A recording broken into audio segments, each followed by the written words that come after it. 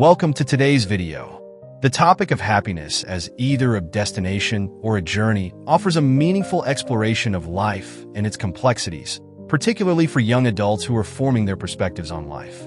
Let's dive into this topic, focusing on relatable examples, inspiring stories, and practical applications.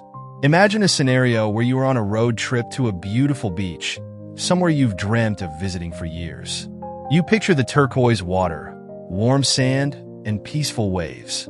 However, the journey to this paradise includes winding roads, detours, and unexpected stops.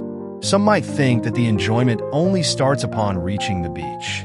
But what if the happiness lies in the little moments along the way? The laughter with friends, discovering a hidden waterfall, or watching a breathtaking sunset. This story mirrors the ongoing debate of whether happiness is something we reach, a destination, or something we experience continuously, a journey. Many philosophers, psychologists, and motivational speakers argue about this, and understanding it is crucial as you begin your life journey. Let's talk about understanding happiness as a destination. When people view happiness as a destination, they often set goals. I'll be happy when I get an A in my exams, I'll be happy once I land my dream job, or I'll be happy if I buy a new car. The expectation is that achieving these milestones will lead to lasting happiness. But there's a potential drawback. Once the goal is achieved, the happiness may fade, and the cycle begins again with a new goal. For instance, take the story of Sarah, a high-achieving student. She constantly aimed for high grades, believing that academic success would bring her happiness. Yet, after each success, her satisfaction was short-lived. Sarah would quickly move on to the next goal, feeling a temporary sense of happiness, but eventually returning to the same feelings of unease and emptiness. For her, happiness was always a destination she felt she needed to reach, viewing happiness as a journey. In contrast, viewing happiness as a journey shifts the focus from future goals to the present moment. This mindset emphasizes finding joy in daily life, regardless of what you achieve or where you end up. It's about noticing the little things, enjoying a hobby, appreciating friendships, or simply feeling gratitude. Think of John, a high school student passionate about painting. For John, painting isn't about becoming famous or making money.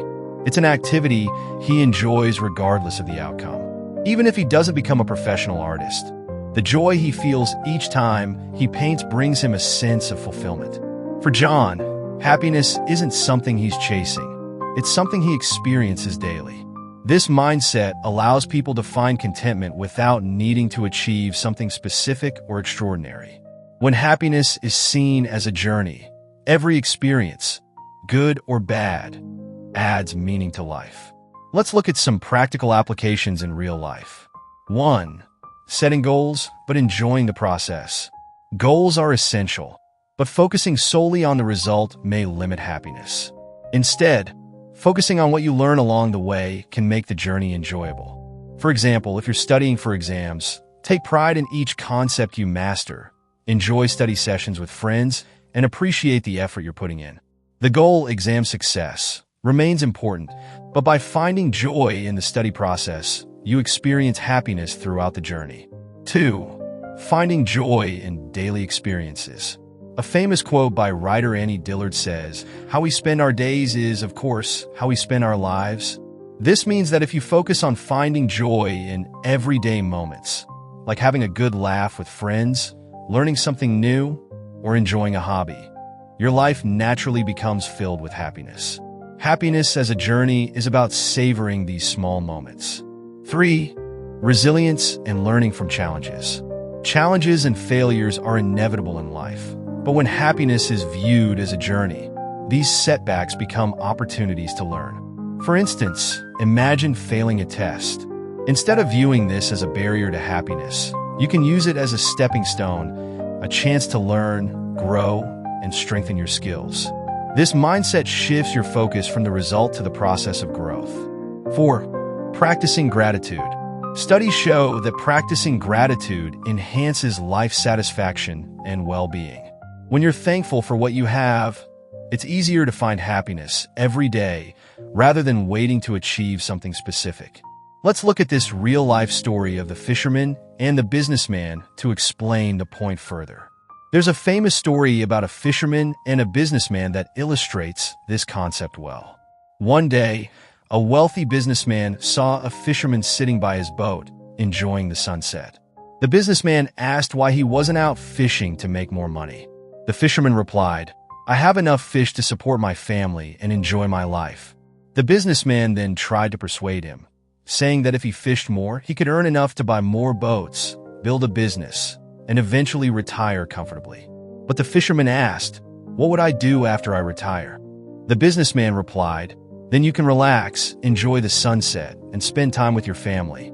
The fisherman laughed and said, "But I'm already doing that." This story highlights the idea that happiness isn't necessarily a destination to be reached after years of hard work, but rather something that can be experienced in the here and now. Let's consider some scientific insights. Happiness and the brain.